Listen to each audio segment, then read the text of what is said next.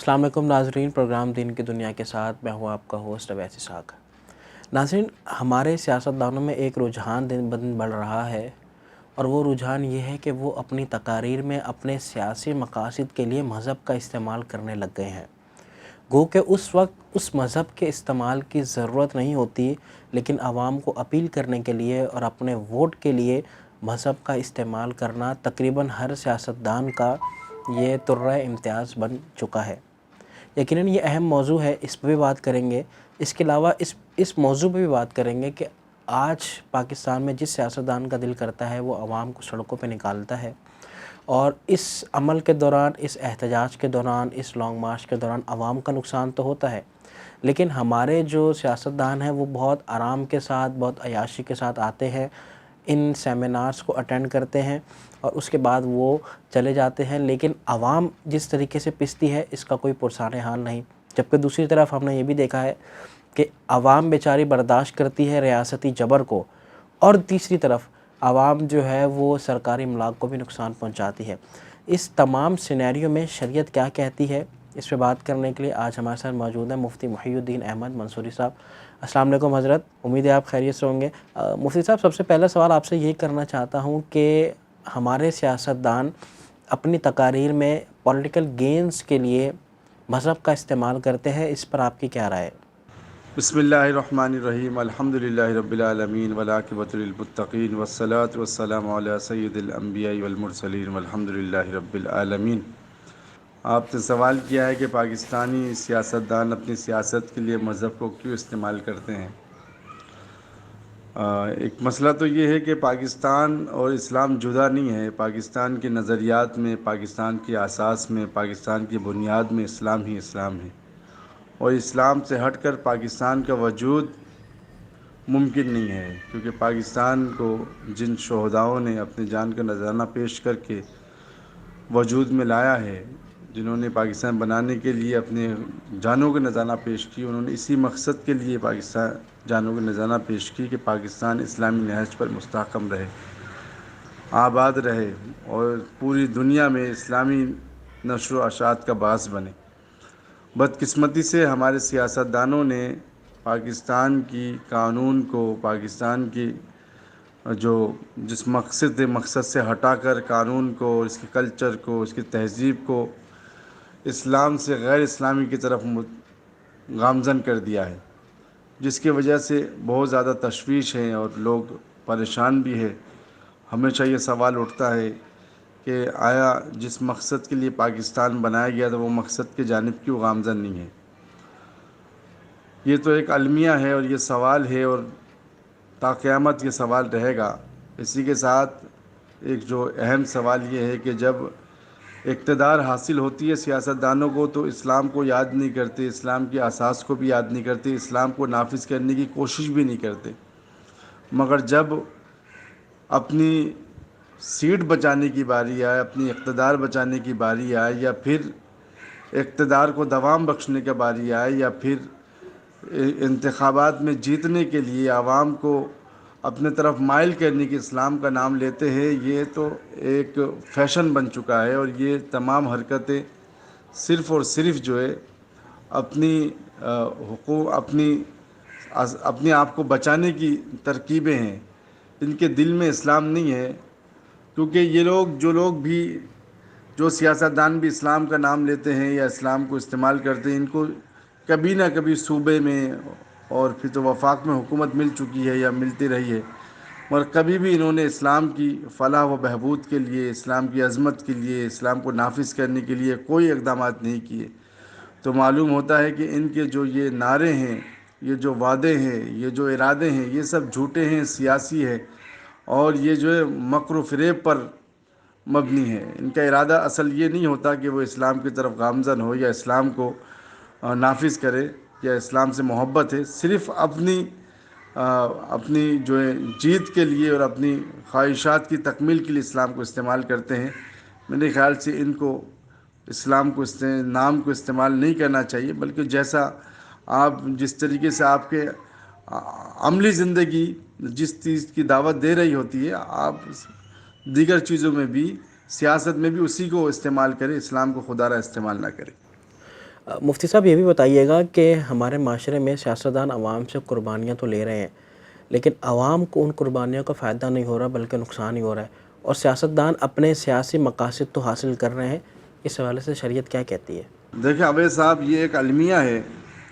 کہ جب ہمارے سیاستدان اقتدار میں ہوتے ہیں تو اس وقت تو ان کو نہ عوام یاد رہتا ہے، نہ عوام کی ضرورتیں، نہ عوام کی پریشانیاں نظر آتی ہے، بلکہ یہ اپنے اقتدار کے مزے لے رہے ہوتے ہیں۔ بلکہ وعدے ارادے، الیکشن سے پہلے تو وعدے ارادے ایسے کرتے ہیں کہ بس ہم یہ کر دیں گے، یونیورسٹیاں بنائیں گے اور پوری دنیا جہاں ایک کر دیں گے، مگر جو ہی اقتدار میں آتے ہیں تمام وعدوں کو پس پوش ڈال کر صرف اپنی مقصد کی تکمیل پہ لگ جاتے ہیں۔ عوامی جو ضروریات ہے اس کا خیال نہیں کرتے، مہنگائی کا، اور بس اپنی خر مستیوں میں ایسے گم ہوتے ہیں کہ تھوڑی سی اگر یہی حکمران اگر تھوڑی سی اپنی عیاشیوں کو کم کر دے، اپنی ضروریات کو کم کر دے، اپنے اندر قناعت کو لے آئے، تو عوام کے بہت سارے مسئلے ان کی ان ضروریات کو ختم، غیر ضروری ضروریات کو ختم کر دے تو عوام کی ویسی ہی بہت ساری پریشانیاں دور ہو جائے۔ مگر یہ اپنے وی آئی پی کلچر کے چکر میں جو ہے عوام کی طرف بالکل متوجہ نہیں ہوتے، اور عوام کی ضروریات کا، تعلیم، صحت، ہر چیز کو پس پردہ ڈال کر جو ہے اپنی جو ہے ضروریات کی تکمیل پہ لگے رہتے ہیں، اور پھر جب ضرورت پڑتی ہے تو عوام سے قربانیاں مانگتے ہیں۔ اور پھر عوام بھی جو ہے نا، آج کل نظریاتی عوام تو رہے نہیں، آج کل جو ہے لوگ نظریات سے ہٹ کر جو شخصیت کے پجاری بن گئے ہیں، کہ جس شخصیت کو سے محبت کرتا ہے، جس شخصیت کے ساتھ انسیت ہو، اسی کو کل کائنات سمجھتے کہ اس نے سچ بولا ہے، غلط بولا ہے، جھوٹ بولا ہے، اس سے قطع نظر اس طرف بالکل متوجہ نہیں ہوتے، بلکہ وہ سمجھتے کہ بس میرے لیڈر نے جو کہا وہی سچ ہے، وہی حق ہے، وہی حقیقت ہے۔ بالکل آنکھیں بند کر لیتے ہیں، حقیقت سے دور دور تک کوئی واسطہ نہیں ہوتا۔ اور پھر اس کے نقصانات یہ ہوتا ہے کہ اپنے لیڈر کے کہنے پہ ملک کے املاک کا نقصان پہنچاتے ہیں اور عوام کا نقصان پہنچاتے ہیں۔ یہ جو عوام کی سڑکیں ہیں، یہ جو سڑکوں میں لگی ہوئی درخت ہے، یہ جو بورڈ وغیرہ ہے، گاڑیاں ہے، یہ ساری عوامی پراپرٹی ہے، لوگوں کی ہے، پاکستان کی، ہماری ملک کی پراپرٹی ہے۔ ان چیزوں کو نقصان پہنچانا شرعاً، طبعاً، اخلاقاً جائز نہیں ہے، بالکل بھی نہیں ہے۔ جو لوگ یہ دنگا فساد کرتے ہیں اپنے سیاستدان کی، اپنے لیڈروں کی جو ہے حکم پر، جو ہے یہ آ کر جو ہے روڈوں میں تماشا لگاتے ہیں، ان کو سوچنا چاہیے کہ ہمارے لیڈر جو وعدے ہم سے کیے تھے، ان وعدوں کی تکمیل بھی ہوئی ہے کہ نہیں ہوئی۔ اگر ہوئی ہے، ہوتی ہوئی نظر آ رہی ہے، تب بھی احتجاج اس زمرے پہ کی جائے کہ کسی عام عوام کو تکلیف نہ پہنچے، عام عوام کو نقصان نہ پہنچے، پرامن احتجاج ہونی چاہیے۔ مگر یہاں تو احتجاج کا رخ ہی چینج ہو جاتا ہے، اور لیڈران جو ہے جب تک جلاؤ گھراؤ نہ ہو، جب تک املاک کو نقصان نہ پہنچائے، جب تک قومی خزانے کو نقصان نہ ہو، لیڈر صاحبان سمجھتے کہ ہمارا احتجاج کامیاب ہی نہیں ہوا۔ تو عوام کو بھی سوچنا چاہیے کہ یہ صرف یہ لیڈر کے حکم پہ نہ کرے، بلکہ اللہ تبارک و تعالیٰ کے حکموں کو بھی دیکھیں، معاشرت کو بھی دیکھے، اور نبی کریم صلی اللہ علیہ وسلم کی تعلیمات کو دیکھیں، صحابہ اکرام کی تعلیمات کو دیکھیں، علماء اکرام کی تعلیمات کو دیکھیں، اس کو دیکھ کر جو فیصلہ کرے۔ یہ اندھی تقلید نہ کرے۔ اندھی تقلید جو ہے ہمیشہ جو قوموں کو لے ڈوبتی ہے۔ ٹھیک ہے، مفتی صاحب مجھے یہ بھی بتائیے گا کہ احتجاج کے دوران سرکاری املاک کو نقصان پہنچانا یا پھر مظاہرین پر تشدد کرنا پولیس یا ریاستی اداروں کی جانب سے، دونوں صورتحال میں شریعت کا کیا نقطہ نظر ہے؟ جی، مظاہرین پر تشدد کرنا جائز ہے یا نہیں؟ دیکھیں، اصل مسئلہ یہ ہے کہ زیادتی تو کسی طور پر بھی جائز نہیں ہے، چاہے وہ زیادتی حکومت کی طرف سے ہو، چاہے عوام کی طرف سے ہو۔ اگر حکومت کی غلط اقدامات پر اور غلط قانون پر یا غلط حکمت عملی پر اگر عوام احتجاج کرے تو ان کا حق ہے، بالکل۔ جب ووٹ دیتے ہیں، ووٹ دیتے وقت جب وہ وعدے کیے تھے، تو اب اگر اس کی وعدوں کی تکمیل نہیں کرتا، یا حکومت پر غیر ضروری حکومت اگر عوام پر غیر ضروری بوجھ ڈالتے ہیں، تو یقینی طور پر یہ ظلم ہے، زیادتی، اور اس کے خلاف سادہ احتجاج بلند کرنا بالکل جائز ہے۔ یا اسلام کے خلاف حکومت کوئی قانون سازی کرنا چاہیے۔ بہت ساری چیزیں جو عوام ملک کے لیے کے نقصان میں ہو، یا عوام کے نقصان میں ہو یا دین کے نقصان میں ہو، پھر احتجاج کرے تو بالکل احتجاج کا حق ہے، مگر احتجاج پھر دائرے میں ہو. ایسا نہ ہو کہ احتجاج کے آڑ میں جو ہے ملک کے خزانوں کو نقصان پہنچائے، ملک کے املاک کو نقصان پہنچائے، عوام کو نقصان پہنچائے، عوام کی جائیداد کو نقصان پہنچائے. اس کی شرعی طور پر بالکل اجازت نہیں ہے. اور اگر پرامن احتجاج ہو اور احتجاج میں پھر اس حکومت صرف اپنی اس خوف سے کہ ہماری ساکھ خراب ہو رہی ہے، اس خوف سے اگر عوام الناس پہ تشدد کرے، شیلنگ کرے، ان کو مارے، ان کو نقصان پہنچائے، ان کو لہو لہان کر دے، ان کو گولیاں چلائے، اس کی بھی شرعاً کوئی اجازت نہیں ہے. حکومت کا کام ہے، وہ بڑے ہیں، ان کا کام ہے برداشت کرنا، تحمل کے ساتھ عوام کی جو ہے باتوں کو سننا، ان کی رائے کا احترام کرنا، ان کے جو جائز مطالبات ہیں ان کی پوری کرنا، یہ حکومت کا کام ہے. اور حکومت کو چاہیے کہ اس پر من عمل کرے. مگر اگر عوام میں غیر ضروری اور غیر اخلاقی حرکت کرتے ہوئے ایسے مطالبات کر دے جو ملک کے لیے بھی نقصان دہ ہو، دین کے لیے بھی نقصان دہ ہو، سوسائٹی کے نقصان دہ ہو، اور پھر احتجاج کرے اور احتجاج کے آڑ میں عوام کو نقصان پہنچائے، ملک کے املاک کو نقصان پہنچائے، پھر ظاہر سی بات ہے حکومت کو اس کو روکنے کی اجازت تو ہے، پر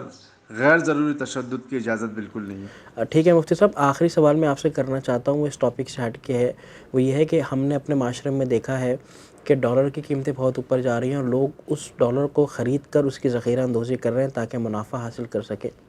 کیا شریعت ہمیں ان حالات میں منع کرتی ہے کہ ہم ڈالر کی ذخیرہ اندوزی نہ کریں اور اپنے ملک کو فائدہ پہنچائیں؟ اویس صاحب، ذخیرہ اندوزی کی جو ہے نا بہت ساری قسمیں ہیں. ضروری نہیں ہے کہ اشیاء اور چیزوں پہ ہی ذخیرہ اندوزی ہو، بلکہ ملک کو نقصان پہنچانے والی ہر وہ شے. اس وقت ڈالر جو ہے، یہ ڈالر یا کرنسی جو ہے، یہ بھی ایک بہت بڑی ایک ذخیرہ کرنے کی بہت اہم چیز بن گئی ہے. اس کی وجہ سے ملک کو بہت زیادہ نقصان ہو رہا ہے. اور جو کنڈیشن میں اس وقت ہمارے ملک کھڑا ہے معیشت کے طور پر، ایسی صورت میں بالکل تقی صاحب دامت برکاتہم العالیہ صاحب کا، مفتی تقی عثمانی صاحب دامت برکاتہم العالیہ صاحب کا بھی کچھ دن پہلے فتویٰ بھی آیا ہے کہ اس ماحول میں ڈالر کو ذخیرہ کرنا، اس مقصد کے لیے جمع کرنا کہ کل کو جب قیمت بڑھ جائے گی پھر ہم اس کو بیچ کر جو ہے منافع حاصل کریں گے، شرعی طور پہ جائز نہیں ہے. اور یہ ذخیرہ اندوزی کی زمرے پہ آتا ہے اور یہ ملک کو نقصان پہنچانے کے زمرے پہ آتا ہے. تو اس قسم کی فعل سے جو ہے پرہیز کرنا ضروری ہے. جو ملک سے محبت کرتا ہو، جو دین سے محبت کرتا ہو، اس کو چاہیے کہ اس وقت جو ہے نا ملک کے لیے قربان کرے اپنی چیزوں کو. اگر آپ کے پاس ڈالر پڑے ہیں اور آپ کی نیت ذخیرہ اندوزی کی نہیں ہے اور پھر بھی پڑے ہیں آپ کے پاس آپ کی ضروریات کی، اس کو بھی اس وقت جو ہے پیش کر دے تاکہ ملک کے خزانے میں کچھ فائدہ ہو اور اس کے فائدے عام عوام الناس کو پہنچے. جب عام عوام الناس کو پہنچے گا تو مجھ تک اور آپ تک، ہر کسی تک جو ہے نا فائدے پہنچیں گے. اور اگر صرف اپنے فائدہ دیکھیں گے تو یہ ذخیرہ اندوزی کے زمرے پہ آتا ہے. اور اس کی سخت وعیدیں ہیں اس پر جو ہے احادیث میں، اور اسلام نے منع کی اس چیز ذخیرہ اندوزی کی. تو اس وقت کی جو کنڈیشن ہے، کسی بھی قسم کی کرنسی وغیرہ کو جمع کرنا اور اس مقصد کے لیے کہ بڑھ جائے تو بیچوں گا، یہ ذخیرہ اندوزی کے زمرے پہ آتا ہے. اسے اعتراض کرنا اور اسے توبہ طائب کرنا ضروری ہے. ٹھیک ہے، بہت بہت شکریہ مفتی صاحب، آپ نے ہمارے پروگرام کے لیے وقت نکالا. ناظرین، اسی کے ساتھ اپنے میزبان اویسی صاحب کو دیجیے اجازت. انشاءاللہ آپ سے ملاقات ہوتی ہے نیکسٹ ویک. اللہ حافظ.